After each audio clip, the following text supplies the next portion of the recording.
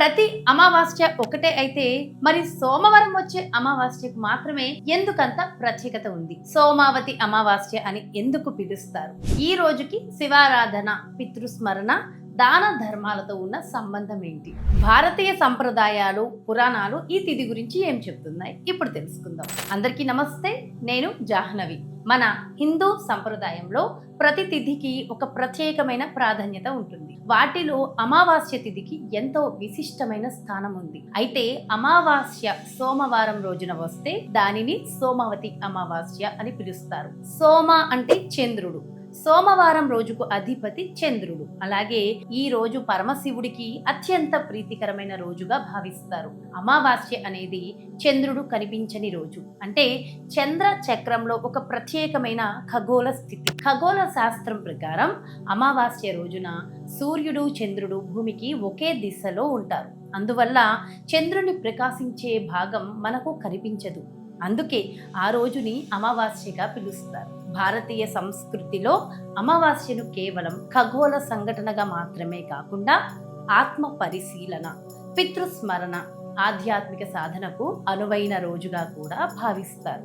మరి పురాణాల ప్రకారం సోమావతి అమావాస్య రోజున చేసిన పూజలు, జపాలు, దానాలు, సత్కార్యాలు విశేషమైన ఫలితాలను ఇస్తాయని పేర్కొనబడింది. అందుకే ఈ రోజున అనేక మంది భక్తులు ఉదయాన్నే లేచి స్నానాలు చేసి దైవారాధనలో పాల్గొంటారు. ఈ రోజున శివారాధనకు ప్రత్యేక ప్రాధాన్యత ఉంది. ఎందుకంటే సోమవారం శివుడికి ప్రీతికరమైన రోజు. భక్తులు శివాలయాల్ని దర్శించి శివలింగానికి జలాభిషేకం, పంచామృతాభిషేకం నిర్వహిస్తారు. బిల్వదళాలు సమర్పించి ఓం నమః శివాయ మంత్రాన్ని జపిస్తారు. అలాగే అమావాస్య రోజున పితృదేవతలను స్మరించడం కూడా ఒక ముఖ్యమైన ఆచారం.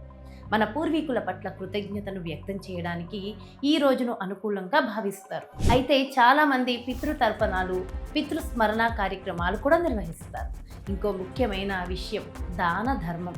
భారతీయ సంప్రదాయంలో దానం అనేది కేవలం ధనం ఇవ్వడం కాదు, అవసరంలో ఉన్నవారికి సహాయం చేయడం, ఆకలితో ఉన్నవారికి అన్నం పెట్టడం, వస్త్రదానం చేయడం, పక్షులకు ఆహారం వేయడం, ప్రకృతిని కాపాడడం కూడా దానమే. అందుకే సోమావతి అమావాస్య రోజున అనేక మంది అన్నదానం, వస్త్రదానం వంటి సేవా కార్యక్రమాలు నిర్వహిస్తారు. వివాహిత మహిళలు కూడా ఈ రోజున కుటుంబ సుఖశాంతి కోసం ప్రత్యేక ప్రార్థనలు చేస్తారు. కొన్ని ప్రాంతాల్లో వటవృక్షం లేదా రావి చెట్టుకి ప్రదక్షిణలు చేసే ఆచారం కనిపిస్తుంది. ఇది భారతీయ సంప్రదాయ విశ్వాసాల్లో భాగంగా కొనసాగుతోంది. అయితే ఇక్కడ ఒక విషయం గుర్తుంచుకోవాలి. ఈ ఆచారాలన్నీ విశ్వాసాలు, సంప్రదాయాలు మరియు పురాణాల ఆధారంగా కొనసాగుతున్నవి. వీటి ఆధ్యాత్మిక ప్రాముఖ్యతను విశ్వసించేవారు భక్తి శ్రద్ధలతో ఆచరిస్తారు. అదే సమయంలో ఇవి మనలో క్రమశిక్షణ, కృతజ్ఞత, సేవాభావం, ఆత్మ పరిశీలన వంటి విలువలను పెంపొందించడంలో కూడా సహాయపడతాయి. అందుకే సోమావతి అమావాస్యను కేవలం ఒక తిథిగా కాకుండా భక్తి, ఆధ్యాత్మికత, పితృస్మరణ, సేవాభావాలకు ప్రతీకగా భారతీయ సంస్కృతి భావిస్తోంది. మరి మీరు సోమావతి అమావాస్య రోజున ఎలాంటి ఆచారాలు పాటిస్తారు?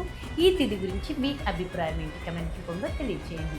ఈ వీడియోలో ఉన్నటువంటి ఇన్ఫర్మేషన్ మీకు నచ్చితే లైక్ చేయండి. మీ ఫ్రెండ్స్ అండ్ ఫ్యామిలీ మెంబర్స్కి ఈ వీడియోని షేర్ చేయండి. ఇలాంటి ఆధ్యాత్మిక, సాంస్కృతిక విశేషాల కోసం మన ఛానల్ని సబ్స్క్రైబ్ చేసుకోండి. నమస్తే.